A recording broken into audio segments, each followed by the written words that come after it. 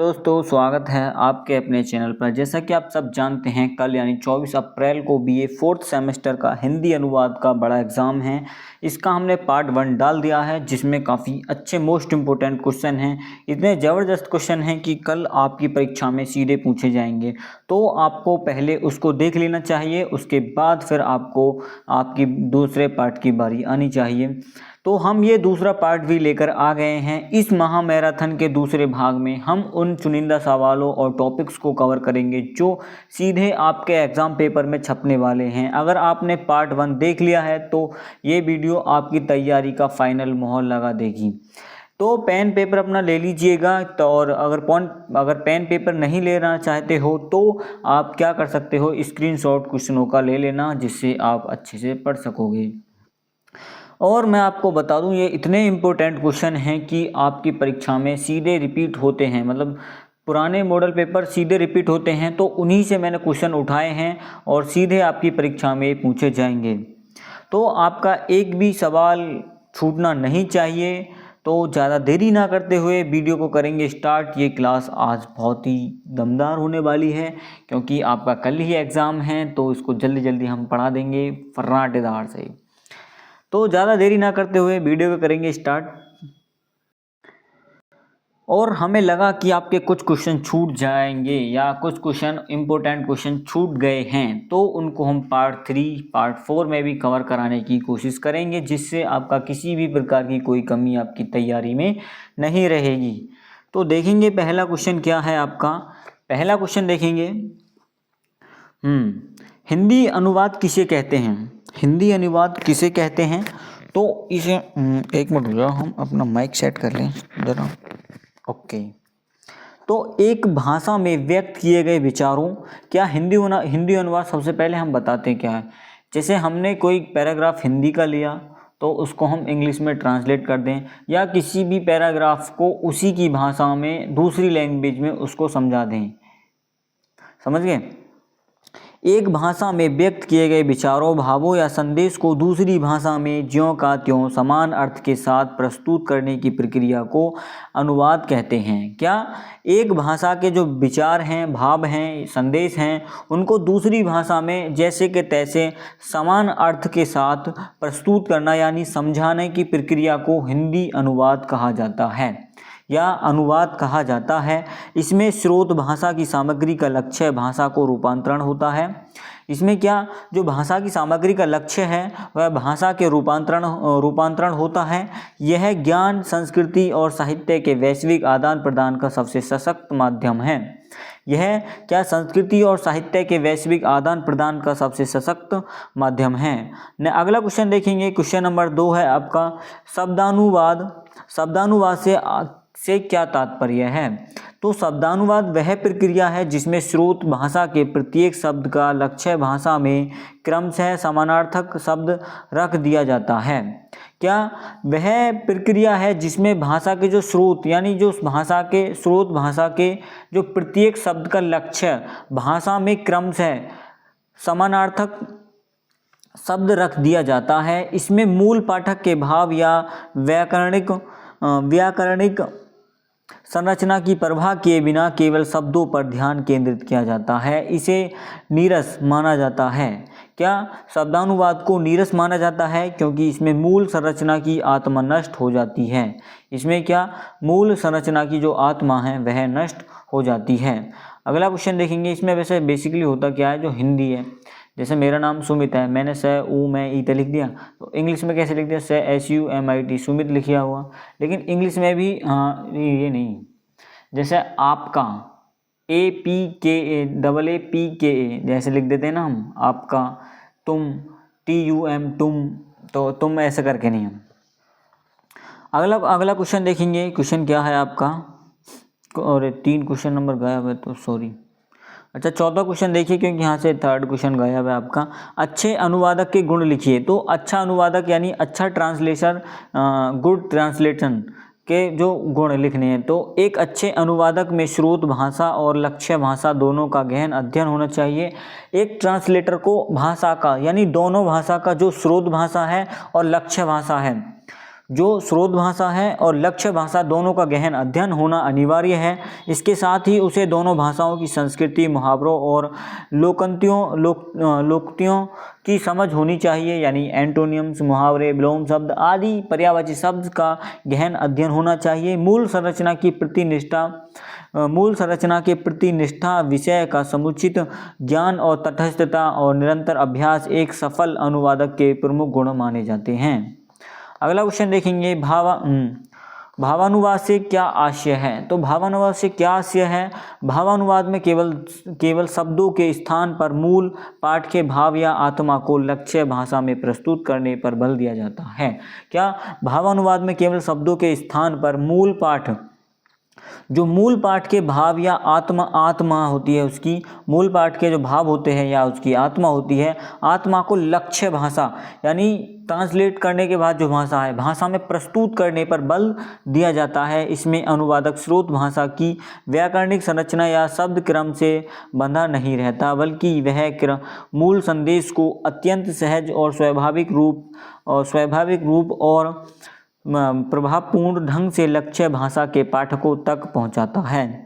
अगला क्वेश्चन देखेंगे, question number 6 है आपका, प्रशासनिक अनुवाद किसे कहते हैं। सरकारी कार्यालयों, मंत्रालयों और प्रशासन से संबंधित दस्तावेजों, परिपत्रों और आदेशों, नियमों और पत्राचार का एक भाषा से दूसरी भाषा में किया गया रूपांतरण प्रशासनिक अनुवाद कहलाता है।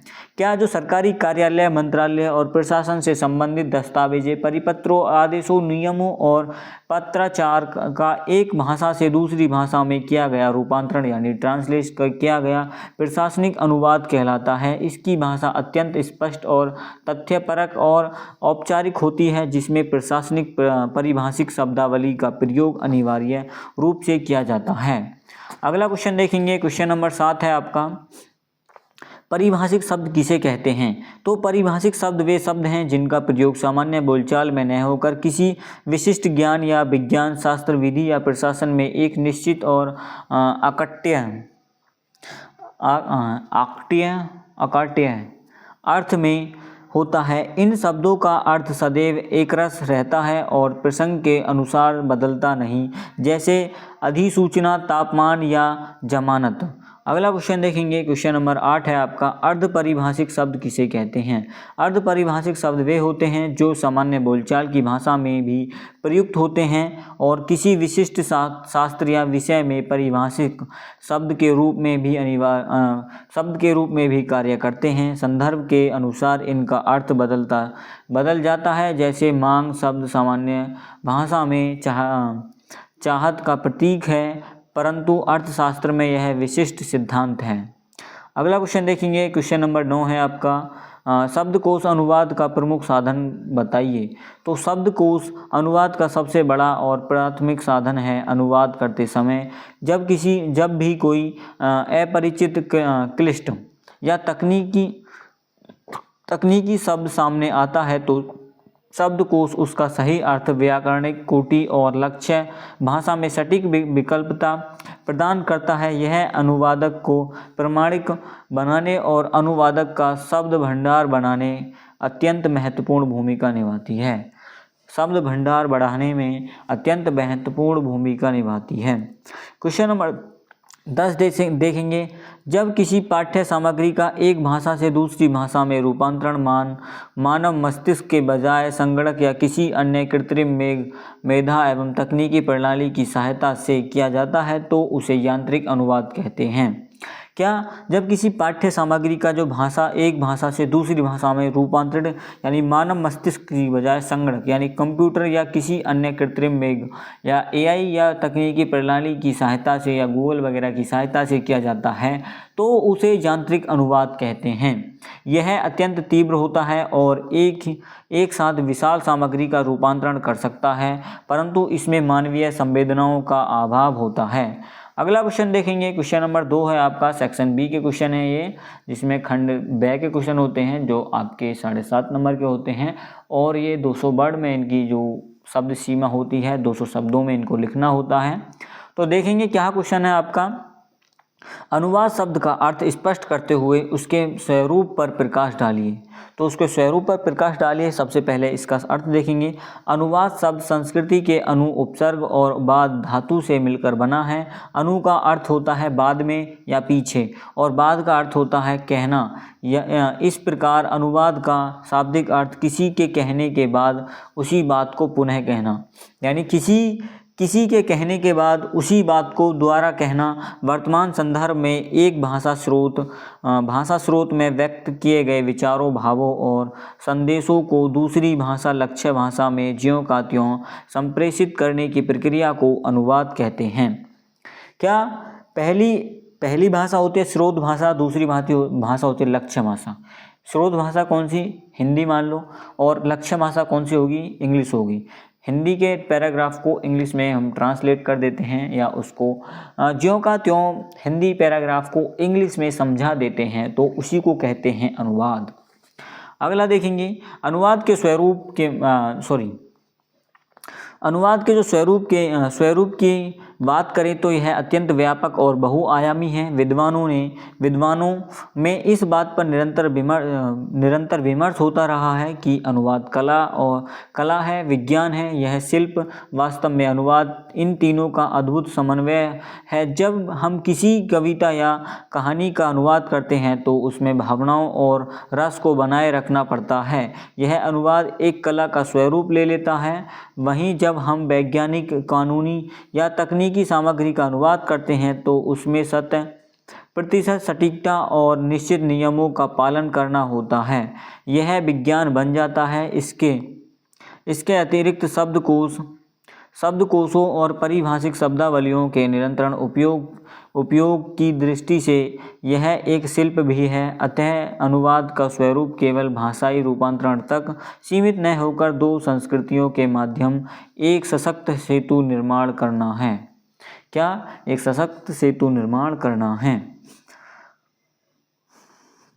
क्वेश्चन नंबर 3 देखेंगे, अनुवादक के दायित्व पर प्रकाश डालिए। तो अनुवादक का दायित्व कैसा होता है? एक सफल और आदर्श अनुवादक वह है जो दो भिन्न भाषाओं और संस्कृति दुनिया के मध्य एक प्रामाणिक संपर्क सूत्र का कार्य करता है। अनुवादक के कंधे पर अत्यंत महत्वपूर्ण दायित्व होते हैं जिनका निर्वहन उसे पूरी निष्ठा से करना चाहिए। अनुवादक का सर्व प्रमुख दायित्व मूल रचना और मूल लेखक के प्रति उसकी वफादारी है। उसे स्रोत भाषा में निहित विचारों, भावों और संदेशों को बिना किसी तोड़ मरोड़ के पूरी ईमानदारी के साथ लक्ष्य भाषा में प्रस्तुत करना चाहिए। अनुवादक को यह अधिकार कदापि नहीं है कि वह अपनी ओर से मूल पाठक में कुछ भी जोड़ या घटाए। दूसरा महत्वपूर्ण दायित्व तटस्थता बनाए रखना।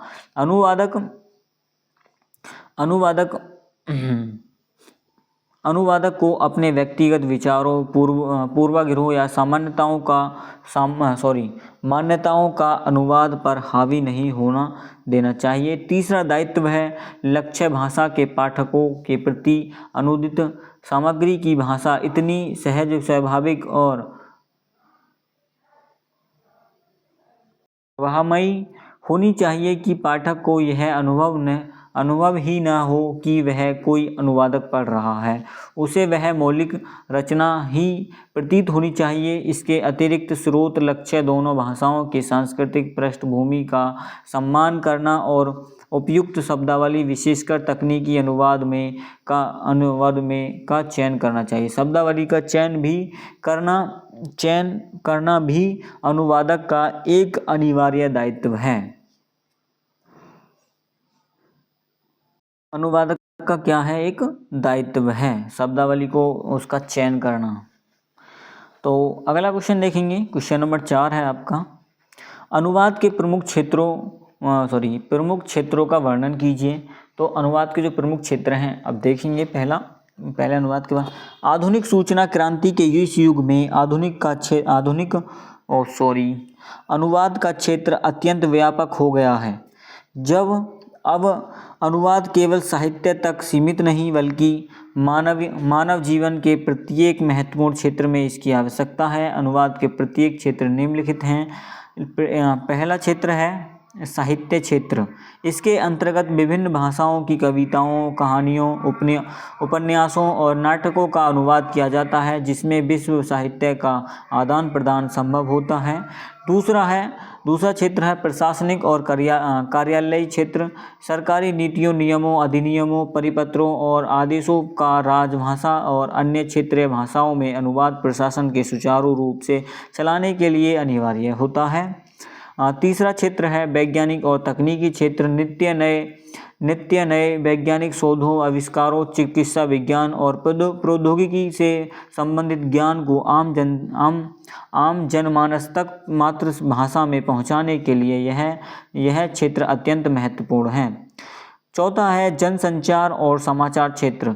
समाचार पत्रों, दूरदर्शन और पत्रिकाओं में विश्व भर के समाचारों को स्थानीय जनता तक पहुंचाने के लिए पत्रकारिता में अनुवाद का व्यापक उपयोग होता है। पांचवा है वाणिज्यिक और वित्तीय क्षेत्र। बैंकों के कामकाज, व्यापारिक समझौते, आर्थिक नीतियों और विज्ञापनों का अनुवाद अर्थव्यवस्था को गति प्रदान करने के लिए प्रमुखता से किया जाता है। पांचवा है अनुवाद के प्रमुख प्रकारों का वर्णन कीजिए। अनुवाद के जो प्रमुख प्रकारों का वर्णन कीजिए, पांचवा क्वेश्चन है। अनुवाद की जो प्रक्रिया की प्रकृति। अनुवाद प्रक्रिया की प्रकृति, विषय वस्तु, उद्देश्य के आधार पर अनुवाद को कई प्रकारों में वर्गीकृत किया गया है। इसके कुछ प्रमुख प्रकार निम्नलिखित हैं। पहला प्रकार है शब्दानुवाद। पहला क्या वाद है? शब्दानुवाद। इस प्रकार के अनुवाद में स्रोत भाषा के प्रत्येक शब्द के स्थान पर लक्ष्य भाषा के समानार्थक शब्द को रख दिया जाता है। इसमें व्याकरण और वाक्य संरचना की अपेक्षा शब्दों पर अधिक बल दिया जाता है। इसे प्राय यांत्रिक या नीरस अनुवाद भी माना जाता है। दूसरा है भावानुवाद। यह शब्दानुवाद के बिल्कुल विपरीत है। इसमें अनुवादक शब्दों के स्थान पर मूल संरचना के भाव, आत्मा को पकड़ने का प्रयास करता है। साहित्यिक कृतियों, मुहावरों के अनुवाद में यह प्रकार सबसे उपयुक्त माना जाता है, क्योंकि इसमें जो भाषा का जो प्रवाह है और स्वाभाविकता बनी रहती है।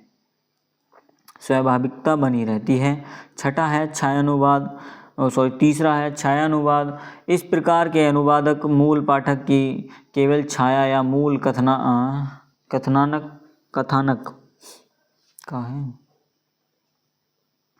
कथानक को ग्रहण करता है और उसे लक्ष्य भाषा की संस्कृति और परिवेश के अनुसार बिल्कुल नए सांचे में ढाल देता है।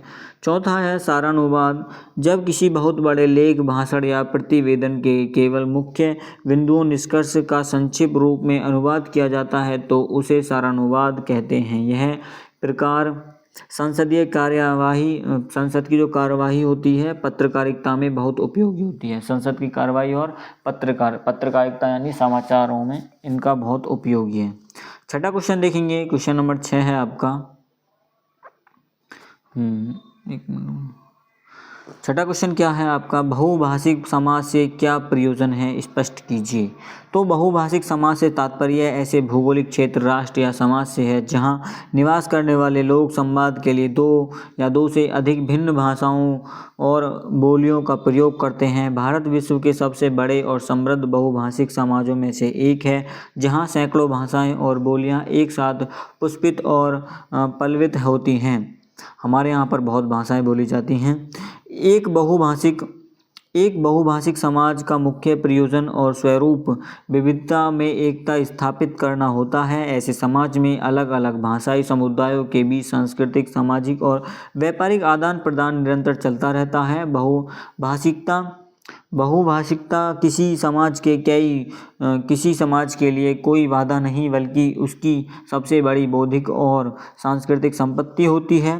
ऐसे समाज में अनुवाद की भूमिका एक जीवनदायिनी संजीवनी के समान होती है। बहुभाषिक समाज को जोड़े रखने, राष्ट्रीय एकता को मजबूत करने और सुचारू प्रशासन के लिए अनुवाद नितांत आवश्यक है। जब विभिन्न भाषाई समूहों के लोग एक दूसरे के साहित्य, विचारों और मान्यताओं को अनुवाद के माध्यम से समझते हैं तो उनके बीच आपसी प्रेम, सहिष्णुता और भावनात्मक जुड़ाव पैदा होता है। संक्षेप में, बहुभाषिक समाज विचारों की एक सतरंगी वाटिका है जहां संवाद का सबसे सशक्त सेतु केवल अनुवाद ही होता है।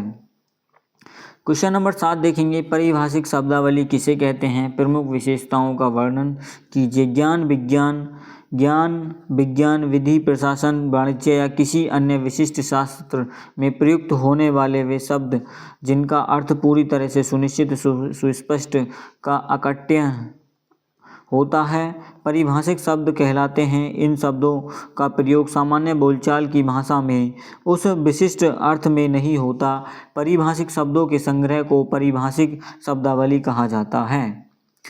परिभाषिक शब्दावली की जो प्रमुख विशेषता निम्नलिखित है। पहली विशेषता देखेंगे, अर्थ की सुनिश्चितता। परिभाषिक शब्दावली की सबसे बड़ी विशेषता इसका एक निश्चित अर्थ होना। इसका अर्थ प्रसंग या संदर्भ के अनुसार कभी नहीं बदलता। प्रसंग या संदर्भ के अनुसार कभी नहीं बदलता, इसका जो अर्थ है।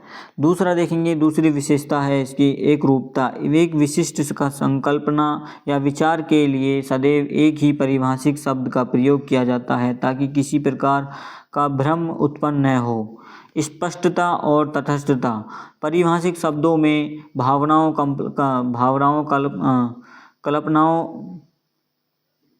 कल्पनाओं या काव्यात्मक के लिए कोई स्थान नहीं होता। ये शब्द बिल्कुल सटीक, तटस्थ, तथ्यपरक और वैज्ञानिक होते हैं। अब चौथी विशेषता क्या है? कृत्रिम निर्माण। कई बार परिभाषिक शब्द स्वाभाविक रूप से भाषा में उत्पन्न नहीं होते बल्कि आवश्यकता अनुसार विद्वानों द्वारा विशिष्ट नियमों के तहत इनका निर्माण किया जाता है, जैसे उपसर्ग या प्रत्यय जोड़कर। यह शब्दावली किसी भी विषय के तकनीकी अनुवाद का मूलाधार होती है। क्वेश्चन नंबर 8 देखेंगे, वैज्ञानिक एवं तकनीकी अनुवाद का स्वरूप बताइए। वर्तमान विज्ञान और प्रौद्योगिकी के युग में वैज्ञानिक और तकनीकी अनुवाद का महत्व सर्वाधिक बढ़ गया है।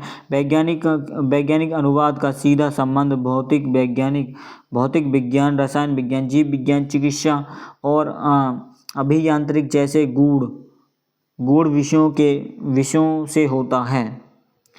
वैज्ञानिक और तकनीकी अनुवाद का स्वरूप पूर्णतः वस्तुनिष्ठ या तथ्यपूर्ण तार्किक होता है। इसके स्वरूप की जो सबसे बड़ी विशेषता इसकी अर्थ सुस्पष्टता होती है। इस प्रकार के अनुवाद में कल्पना, भावनाओं, मुहावरों या साहित्यिक अलंकारों के लिए रत्ती भर भी स्थान नहीं होता। इसमें अनुवादक को मूल पाठक के अर्थ को बिल्कुल उसकी सटीकता के साथ लक्ष्य भाषा में प्रस्तुत करना होता है, जैसा कि वह स्रोत भाषा में है। एक छोटी सी चूक या गलत शब्द का चयन किसी बड़े वैज्ञानिक प्रयोग या किसी विशाल यंत्र के संचालन में भारी दुर्घटना का कारण बन सकता है। इस अनुवाद का स्वरूप मुख्य रूप से परिभाषिक शब्दावली पर निर्भर करता है। अनुवाद को विषय का गहन ज्ञान होने के साथ साथ दोनों भाषाओं की अद्यतन तकनीक शब्दावली की जानकारी अनिवार्य है। इसकी भाषा अत्यंत सरल, सीधी और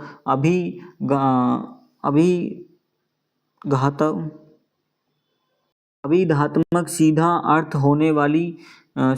अर्थ देने वाली होती है। संक्षेप में, तकनीकी अनुवाद का एक अत्यंत उत्तरदायित्वपूर्ण, जटिल और पूर्ण वैज्ञानिक प्रक्रिया है।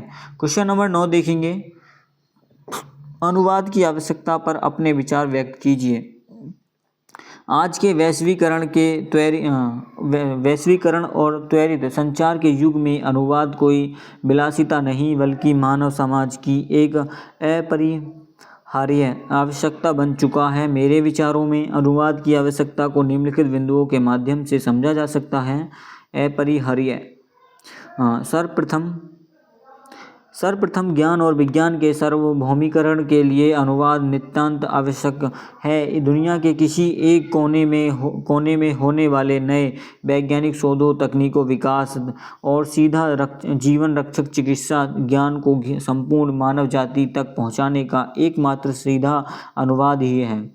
अनुवाद से हम विज्ञान की जितनी भी जो खोज होती हैं उनको जैसे विदेश में कोई खोज हुई तो उसको ट्रांसलेट करके देख सकते हैं या उसके संपूर्ण जानकारी प्राप्त कर सकते हैं। द्वितीय,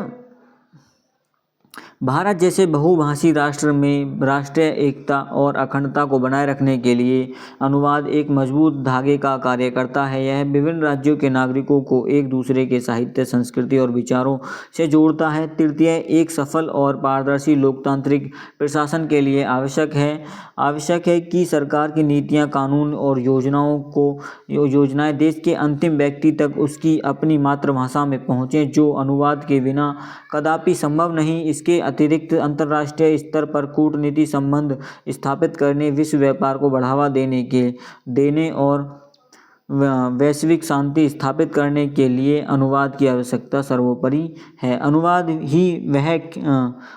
ही वह खिड़की है जिससे हम पूरी दुनिया को देख और समझ सकते हैं। अगला क्वेश्चन देखेंगे। क्वेश्चन नंबर 10 है, अनुवाद की प्रक्रिया का सविस्तार वर्णन कीजिए। और तो प्रक्रिया को सविस्तार वर्णन करेंगे, आपको देखेंगे। तो अनुवाद केवल एक भाषा के शब्दों को हटाकर दूसरी भाषा के शब्दों को रख देने का यांत्रिक कार्य नहीं, यह एक अत्यंत जटिल और बौद्धिक और बहुस्तरीय प्रक्रिया है। इस प्रक्रिया में एक अनुवादक को स्रोत भाषा जिससे अनुवाद किया जा रहा है के पाठ की आत्मा को लक्ष्य भाषा जिसमें अनुवाद किया जा रहा है के शरीर में स्थापित करना होता है। प्रसिद्ध भाषा वैज्ञानिकों ने अनुवाद की इस संपूर्ण प्रक्रिया को मुख्य रूप से निम्नलिखित 5 सुव्यवस्थित चरणों में विभाजित किया है, जिसका प्रथम चरण है एक मूल पाठ का पाठन और विश्लेषण। प्रथम चरण है मूल पाठ का पाठन और विश्लेषण। अनुवाद प्रक्रिया का सबसे पहला और महत्वपूर्ण कदम स्रोत भाषा के मूल पाठ का एकाग्रता के साथ समग्र पठन है।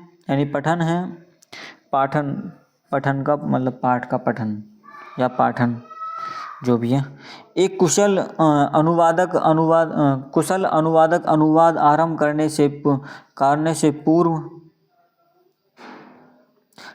पूर्व एकाग्रता के साथ समग्र दोबारा शुरू करूँगा मैं। अनुवाद प्रक्रिया का सबसे पहला और महत्वपूर्ण कदम स्रोत भाषा के मूल पाठ का एकाग्रता के साथ समग्र पठन है।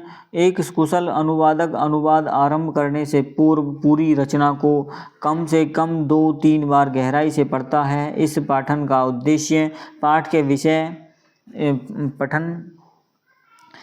का विषय, उसकी पृष्ठभूमि, लेखन के दृष्टिकोण, रचना की शैली और उसमें निहित सांस्कृतिक संदर्भों का विश्लेषण करना होता है। इस चरण में अनुवादक यह तय करता है कि पाठ साहित्य है या वैज्ञानिक है या प्रशासनिक, और उसी के अनुसार वह अपनी आगे की रणनीति बनाता है। द्वितीय चरण तो अर्थ ग्रहण या बोधन। पठन के पश्चात दूसरा चरण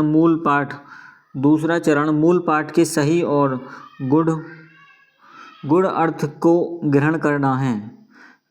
कई वाक्यों का एक सीधा अर्थ क्या होता है? सीधा अर्थ होता है और एक छिपा हुआ अर्थ जिसे लक्ष्यार्थ या व्यंग्यार्थ, विशेषकर मुहावरों, लोकोक्तियों और कविताओं में अर्थ अत्यंत गूढ़ होता है।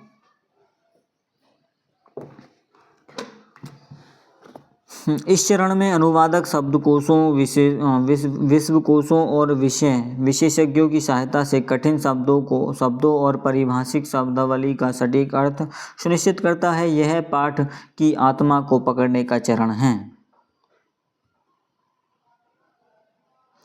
दूसरा देखेंगे, तृतीय चरण है दूसरा, भाषांतरण या अंतरण।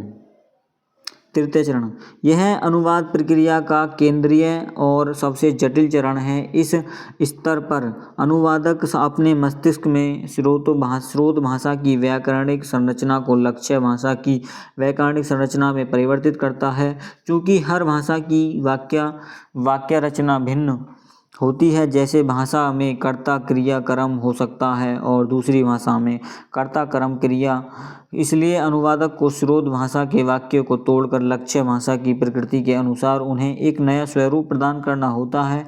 यह एक प्रकार की मानसिक विखंडन और निर्माण की प्रक्रिया है। अगला क्वेश्चन देखेंगे, क्वेश्चन ना मतलब अगला चरण है पुनर्गठन का या समायोजन। अंतरण के बाद जब विचार लक्ष्य भाषा में आ जाते हैं तो उन्हें लिखित रूप में सुव्यवस्थित करना पुनर्गठन कहलाता है। इस चरण में अनुवादक वाक्यों को लक्ष्य भाषा के व्याकरण, मुहावरों और प्रवाह के अनुसार ढालता है। यह इस बात पर पूरा ध्यान रखता है कि अनुदित पाठ में स्रोत भाषा का कोई कृत्रिम प्रभाव न झलके। पाठ इतना सहज और स्वाभाविक होना चाहिए कि लक्ष्य भाषा के पाठक को वह मौलिक रचना ही प्रतीत हो। इस अनुवाद को अंतिम रूप देने का चरण कहा जा सकता है। इसे क्या जो ट्रांसलेट करा है उसका अंतिम चरण इसको कहा जा सकता है। अगला चरण है पांचवा चरण, पुनरीक्षण या संपादन। यह अनुवाद प्रक्रिया का अंतिम और अत्यंत अनिवार्य चरण है। पूर्ण अनुवाद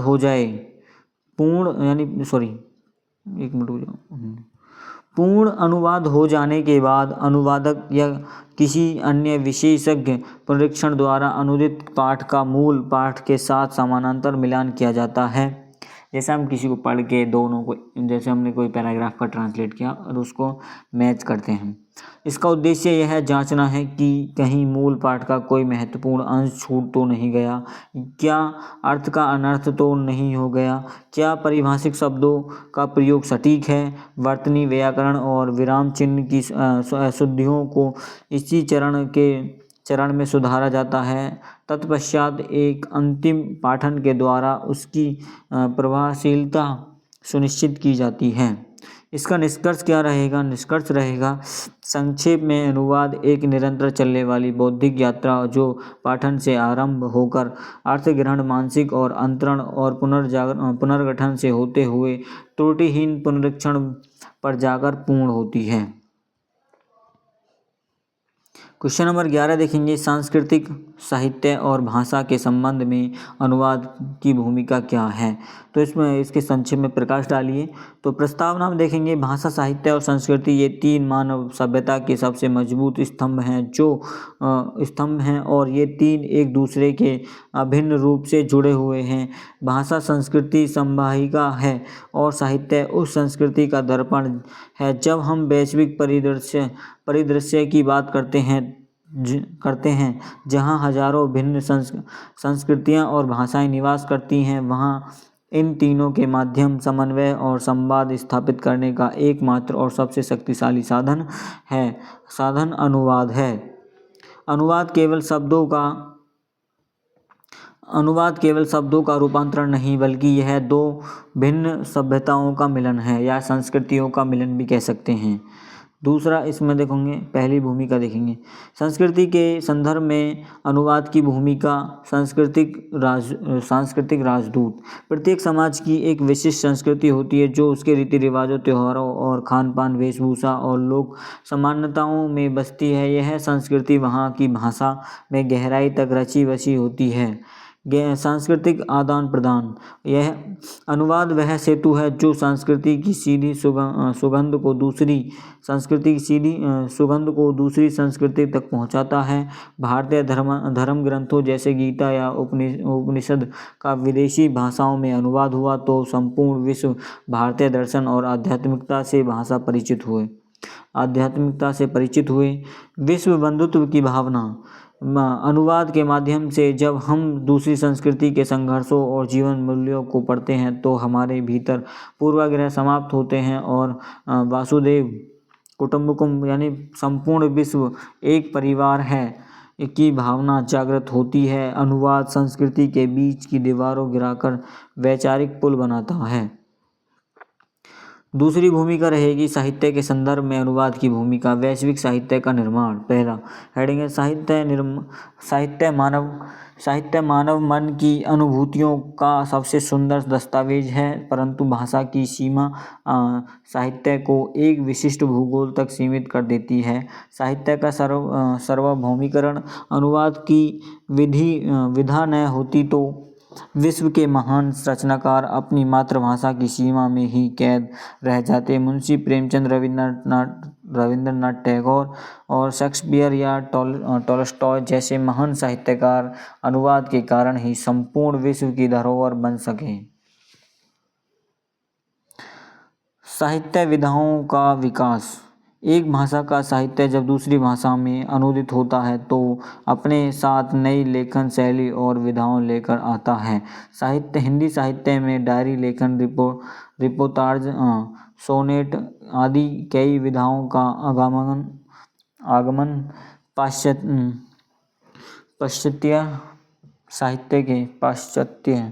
साहित्य के अनुवाद के फलस्वरूप ही संभव हुआ। अनुवाद साहित्य को नया जीवन और नई दिशा प्रदान करता है। तीसरी भूमिका है भाषा के संदर्भ में अनुवाद की भूमिका। भाषाई समृद्धि। अनुवाद को दो भाषा के मध्य होने वाली एक अंतःक्रिया है जिसे दोनों भाषा, विशेषकर लक्ष्य भाषा, अत्यंत समृद्ध होती है। शब्द भंडार में वृद्धि।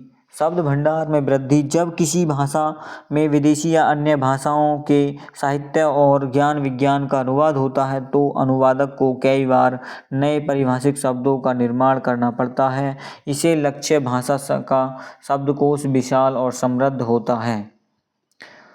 अभिव्यक्ति की क्षमता का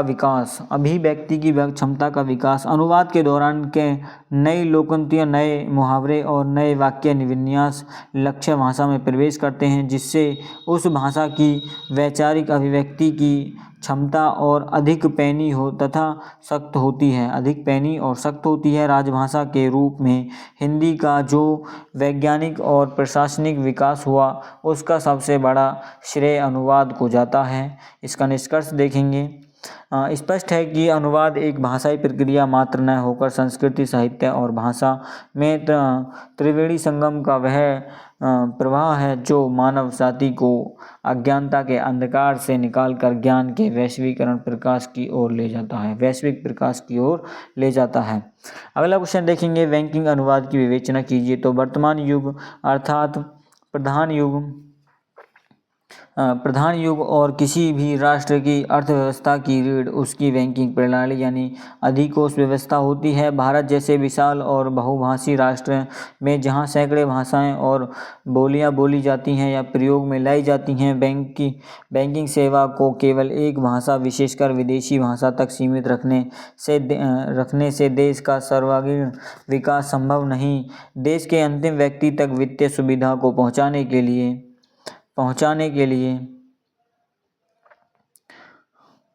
लिए बैंकिंग अनुवाद एक अत्यंत महत्वपूर्ण और अनिवार्य उपकरण बन गया। बैंकिंग अनुवाद का स्वरूप और क्षेत्र क्या है? तो बैंकिंग अनुवाद के अंतर्गत वे सभी दस्तावेज, प्रपत्र और सूचनाएं आती हैं जिनका उपयोग दैनिक वित्तीय लेन देन और प्रशासन और ग्राहक सेवाओं में किया जाता है। इसके विशाल कार्य क्षेत्र में निम्नलिखित सामग्री सम्मिलित होती है। पहला क्या है? दैनिक उपयोग के प्रपत्र, खाता खोलने के फार्म, जमा पर्ची, पे इन स्लिप, जिसे धनादेश, चेक यानी मांग पत्र, ड्राफ्ट और पासबुक में छपे निर्देश। दूसरा है ऋण और कानूनी दस्तावेज, ऋण और कानूनी दस्तावेज, शिक्षा ऋण, गृह ऋण या व्यापारिक ऋण से संबंधित नियम, शर्तें, गिरवी रखने के अनुबंधन और शपथ पत्र। तीसरा है डिजिटल और संचार सामग्री, स्वचालित गणक मशीन, एटीएम की स्क्रीन पर आने वाले निर्देश, मोबाइल बैंकिंग एप्लीकेशन की सामग्री, बैंक की वेबसाइट और ग्राहकों को भेजने वाले संदेश। चौथा है प्रशासनिक दस्तावेज, भारतीय रिजर्व बैंक द्वारा जारी नीतियाँ, परिपत्र, सर्कुलर, अधिसूचनाएं, बैंकों की वार्षिक रिपोर्ट और ऑडिट रिपोर्ट।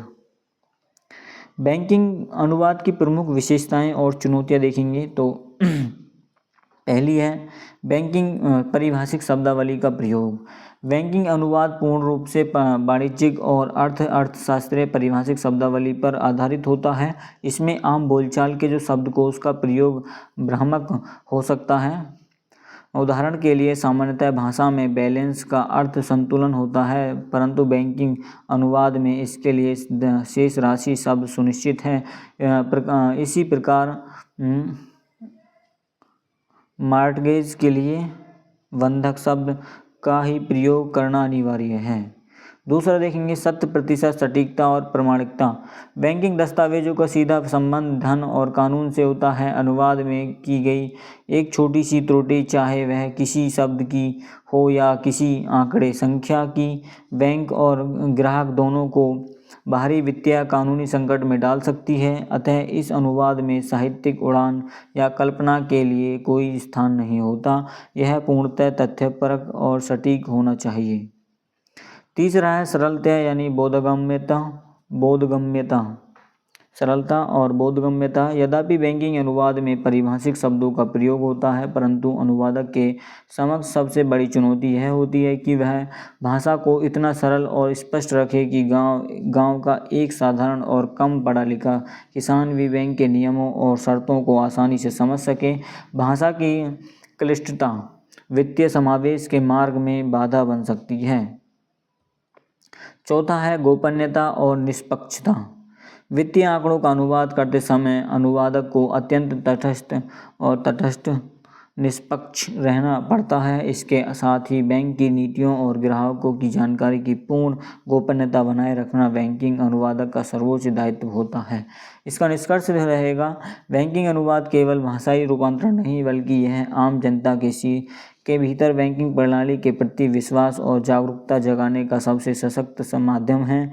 भारत सरकार की राजभाषा नीतियों के अंतर्गत बैंकिंग क्षेत्र में हिंदी और क्षेत्रीय भाषा के प्रयोग और अनुवादन ने जन सामान्य के लिए वित्तीय द्वारों को सुलभ बना दिया। क्वेश्चन नंबर 13 देखेंगे, लास्ट क्वेश्चन होगा ये आपका। एक अच्छे अनुवादक के प्रमुख गुण और दायित्व पर प्रकाश डालिए। तो अनुवादक का अनुवाद का जो संपूर्ण भवन अनुवादक की योग्यता, प्रतिभा और निष्ठा पर टिका होता है। अनुवादक वह मध्यस्थ है जो अलग भाषा और कई सांस्कृतिक दुनिया के बीच मजबूत पुल का निर्माण करता है। क्या अलग अलग भाषा और सांस्कृतिक सभ्यताओं के बीच जो पुल का निर्माण करता है। यदि अनुवादक कुशल नहीं है तो एक उत्कृष्ट मूल रचना भी अनुवाद में जाकर अपना सौंदर्य और अर्थ खो सकती है। अतः एक अच्छे अनुवादक में कुछ विशिष्ट गुण होने और उसे अपने दायित्वों का भली भांति बोध होना नितांत आवश्यक है। एक अच्छे अनुवादक यानी ट्रांसलेटर के जो प्रमुख गुण क्या हैं, तो गुड ट्रांसलेटर कौन होता है? श्वेत और लक्ष्य भाषा पर पूर्ण और समान अधिकार। भाषा पर पूर्ण और समान, जो स्रोत भाषा होती है और लक्ष्य भाषा होती है, उस पर पूर्ण ज्ञान होना चाहिए और समान अधिकार होना चाहिए। यह अनुवादक का सबसे बुनियादी गुण है। उसे उस भाषा का जिसे वह अनुवाद कर रहा है और उस भाषा का जिसमें वह अनुवाद कर रहा है, उत्कृष्ट ज्ञान होना चाहिए। यह ज्ञान केवल व्याकरण या तक सीमित नहीं, बल्कि उसे दोनों भाषाओं की प्रकृति, मुहावरे, लोकोक्तियों, शब्द शक्तियों और अभिधा, लक्षणा, व्यंजना और वाक्य विन्यास की गहरी समझ होनी चाहिए। दूसरा उसमें क्या गुण होना चाहिए? विषय पर विशद ज्ञान यानी बहुपाठित होना। अनुवादक को सभी विषयों का कुछ और किसी एक विषय का सब कुछ पता होना चाहिए। यदि कोई अनुवादक भौतिक विज्ञान या कानून के दस्तावेजों का अनुवाद कर रहा है तो भाषा के साथ साथ उसे विज्ञान या कानून की मूलभूत जानकारी अवश्य होनी चाहिए। विषय के अज्ञान की स्थिति में अनुवाद हमेशा भ्रामक और हास्यास्पद हो जाता है। तीसरा है सांस्कृतिक और सामाजिक पृष्ठभूमि की समझ। भाषा संस्कृति के उपज एक श्रेष्ठ अनुवादक दोनों भाषाओं से जुड़े समाजों के रीति रिवाजों, ऐतिहासिक मान्यताओं और जीवन मूल्यों से भली भांति परिचित होता है। यह गुण उसे मूल पाठ में छिपे हुए संकलित प्रतीकों का सही भावानुवाद करने का सहायता करता है। चौथा है शब्दकोशों और संदर्भों के उपयोग में दक्षता। संदर्भ क्या होता है? रेफरेंस। शब्दकोश होता है वोकैबुलरी। कोई भी व्यक्ति संपूर्ण शब्दकोश नहीं हो सकता। एक अच्छे अनुवादक में यह गुण होना चाहिए कि आवश्यकता पड़ने पर वह शब्दकोशों, पारिभाषिक शब्दावलियों और थीसॉर्स और विश्वकोशों का तेजी से और सटीक रूप से उपयोग कर सके। पाँचवा है सतत अध्यवसायी और जिज्ञासु। तो भाषा और ज्ञान नित्य परिवर्तनशील है, इसलिए एक आदर्श अनुवादक हमेशा एक विद्यार्थी होता है। वह नई शब्दावली और ज्ञान विज्ञान के नए क्षेत्रों को जानने के लिए निरंतर अध्ययनशील और जिज्ञासु रहता है। एक अच्छे अनुवादक के प्रमुख दायित्व क्या होते हैं? मूल पाठ और मूल लेखन के प्रति पूर्ण निष्ठा। अनुवादक का सर्वप्रमुख दायित्व है कि वह रचनाकार के विचारों, भावों और शैली के साथ पूर्ण न्याय करे। उसे मूल रचना में न तो अपनी ओर से कुछ जोड़ना चाहिए, न ही उसमें कुछ महत्वपूर्ण अंश हटाना चाहिए। उसे मूल संदेश को विकृत होने से बचाना चाहिए। दूसरा है तटस्थता और विषय ईमानदारी। एक अनुवादक का अपना राजनीतिक, धार्मिक और वैचारिक दृष्टिकोण हो सकता है, परंतु अनुवाद करते समय उसे पूर्णतः तटस्थ रहना चाहिए। उसे अपने व्यक्तिगत विचारों और पूर्वाग्रहों की छाया अनुदित पाठ पर बिल्कुल नहीं पड़ने देनी चाहिए। तीसरा है लक्ष्य भाषा के पाठकों के प्रति दायित्व। अनुवादक को हमेशा यह ध्यान रखना चाहिए कि वह किसके लिए अनुवाद कर रहा है। उसका दायित्व है कि अनुदित रचना लक्ष्य भाषा के पाठकों को सहज, स्वाभाविक और प्रभावनीय लगे। क्लिष्टता से बचकर पाठकों के लिए रचना को बोधगम्य बनाना उसका परम कर्तव्य है। चौथा देखेंगे गोपनीयता का निर्वहन। विशेषकर प्रशासनिक, वैज्ञानिक शोध, कानूनी और बैंकिंग अनुवाद के क्षेत्र में अनुवादक को अनेक महत्वपूर्ण और संवेदनशील दस्तावेज प्राप्त होते हैं। इन दस्तावेजों की 100% गोपनीयता बनाए रखना अनुवादक का एक अत्यंत गंभीर नैतिक और व्यावसायिक दायित्व है। इसका निष्कर्ष देखेंगे। संक्षेप में एक अच्छा अनुवादक कुशल और भाषा विज्ञानी, एक सजग समाजशास्त्री और एक ईमानदार मध्यस्थ और एक अप्रत्यक्ष सृजक होता है जो अपनी प्रतिभा से दो विभिन्न संसारों को एक कर देता है। तो दोस्तों, ये थे आपके मोस्ट इम्पोर्टेंट क्वेश्चन जो आपके हिंदी अनुवाद के एग्ज़ाम के लिए सबसे ज़्यादा ज़रूरी हैं। मुझे पूरा यकीन है कि अगर आपने ये दोनों पार्ट अच्छे से कर लिए तो कल का जब पेपर है आपका आग लगा दोगे उस पेपर में आप। तो जाने से पहले अगर आपको हमारी ये मेहनत पसंद आई है तो वीडियो को लाइक ज़रूर करें और अपने उन सभी दोस्तों के साथ शेयर करें जिनका कल एग्ज़ाम है, क्योंकि उनकी भी मदद हो जाएगी। आपका शेयर करने से उनका क्या हो जाएगा, उनकी मदद हो जाएगी, बैक लगने से बच जाएगी और उनकी भी काफ़ी अच्छी तैयारी हो जाएगी। अगर आपने अभी हमारे चैनल पर नए हैं, अगर आप हमारे चैनल पर नए हैं तो चैनल को सब्सक्राइब कर लीजिएगा, ताकि हम भी ऐसी वीडियो लाते रहते हैं।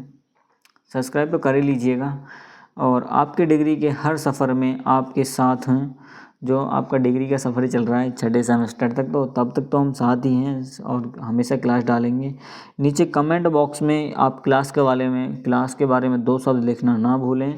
और हाँ, मिलते हैं फिर अगली वीडियो में। तब तक के लिए ऑल द बेस्ट। जय हिंद, जय भारत। पढ़ते रहिए, मस्त रहिए, बढ़ते रहिए।